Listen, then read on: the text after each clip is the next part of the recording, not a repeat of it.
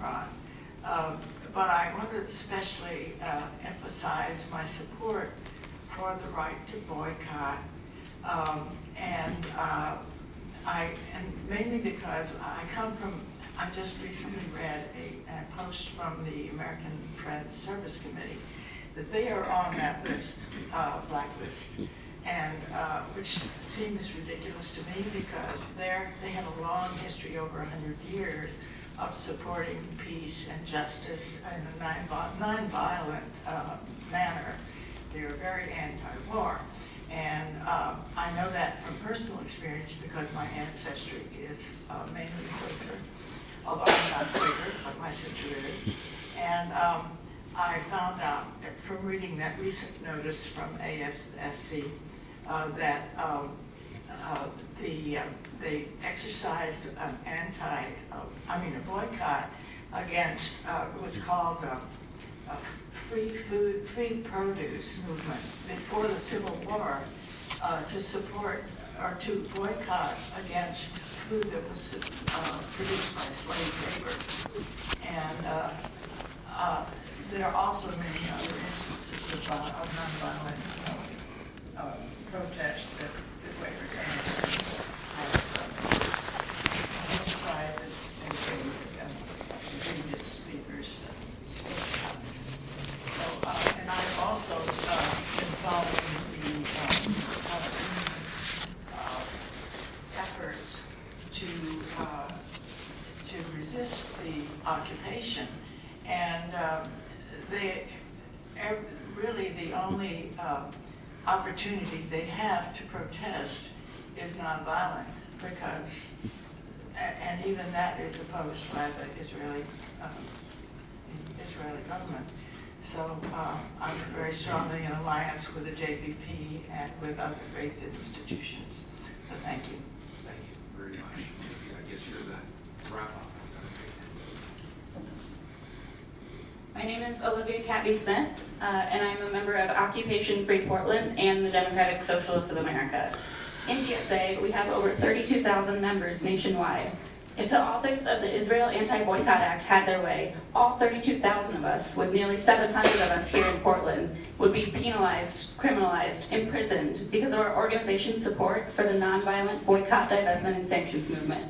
Historically, the tactic of boycotting has resulted in huge civil rights victories, and divestments and sanctions are important tools of nonviolence that can effectively put pressure on powerful actors.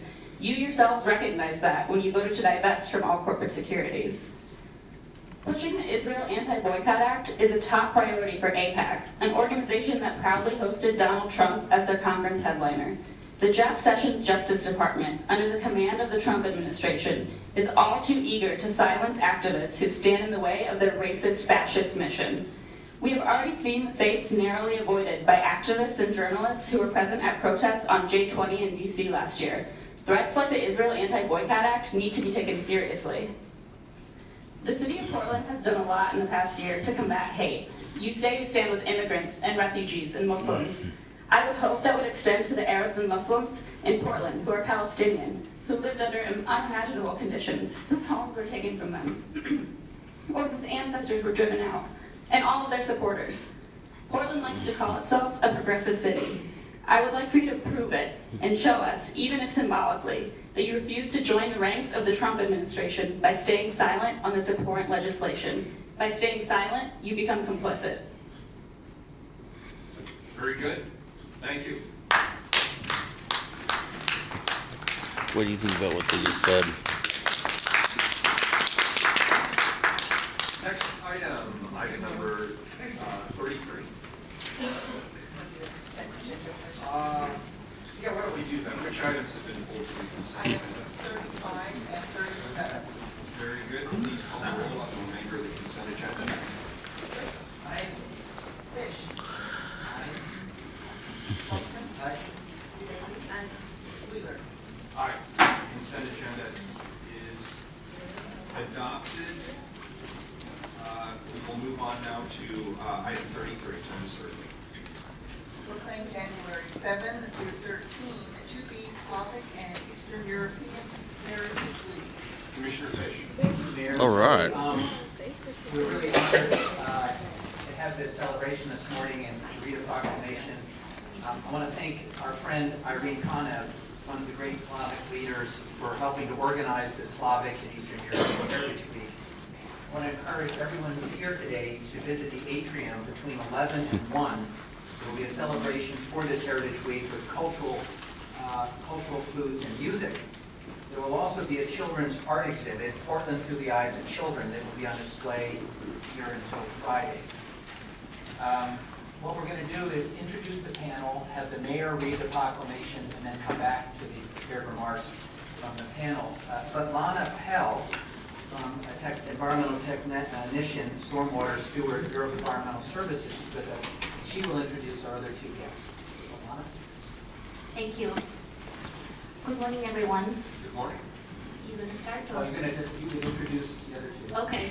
This is Tatiana Bondarchuk and Agripina Alagos, and they're gonna introduce themselves as they talk. And Tatiana is a crime victims advocate, Lutheran Community Services, and Agripina, you like to go by the name, is a Portland State University Russian flagship graduate student. So we're honored to have all three of you. The mayor will now read the proclamation. Very good. Could I ask one question first? What is a Russian flagship graduate student? Russian Flagship is the program provided by Horizon State University to intensively learn not just the Russian language, but its culture and international relations. Related to it, they also have a year abroad studying in Russia and Kazakhstan, as well as the summer. That's fantastic. And how many years is the program? It works on your major, so it could be 4 years, and then you can go for it. That's great. What an opportunity. Great. So I will read the proclamation. Whereas Slavic and Eastern European Americans are one of Portland's largest immigrant and refugee communities, with over 150,000 people in the greater Portland area.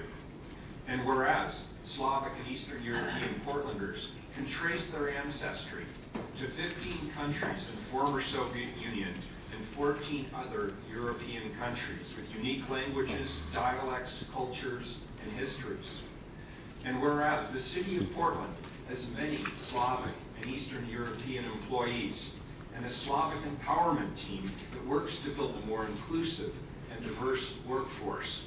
And whereas the Slavic empowerment team shares culture and art with city employees through celebrations, displays, performances, and whereas Portland is a welcoming, inclusive, and sanctuary city that celebrates its growing diversity.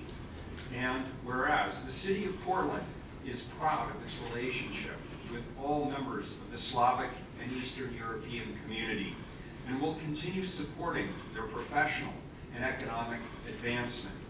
Now, therefore, I, Ted Wheeler, Mayor of the City of Portland, Oregon, the City of Roses, do hereby proclaim January 7th to January 13th, 2018 to be Slavic and Eastern European Heritage Week in Portland, and encourage all residents to observe this important week. Thank you. So now we'll move on.